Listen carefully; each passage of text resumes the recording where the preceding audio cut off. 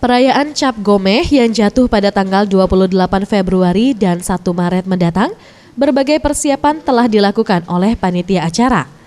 Harun yang merupakan budayawan Tionghoa mengatakan Pulau Kemarau setiap tahunnya selalu menjadi salah satu lokasi perayaan Cap Gomeh di Indonesia.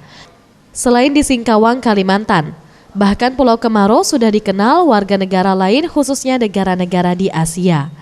Menurut Harun, budayawan Tionghoa, Cap Gomeh ajang reuni bagi keluarga yang tinggal di luar kota Palembang atau yang berada di luar negeri. Dari Singapura sudah datang, dari Singapura. Biasa dari tiap tahun tuh memang dari negara ASEAN udah pasti dia ke sini. Karena Cap Gomeh ini adalah puncak dari kegiatan Imlek.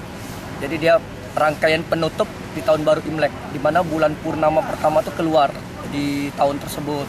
Jadi biasanya Imlek ini ajang reuni keluarga yang dari luar datang kembali ke ini sama keluarganya kumpul-kumpul. Ia menambahkan persiapan menjelang perayaan Cap Gomeh, akses menuju Pulau Kemarau yang dipasangi tongkang. Tongkang ini akan memudahkan pengunjung maupun pejalan kaki pun bisa dengan mudah untuk menuju Pulau Kemarau. Selain persiapan pemasangan jembatan dari kapal ponton, ribuan lampu lampion pun sudah menghiasi area Pulau Kemarau. Tim Liputan Sriwijaya TV.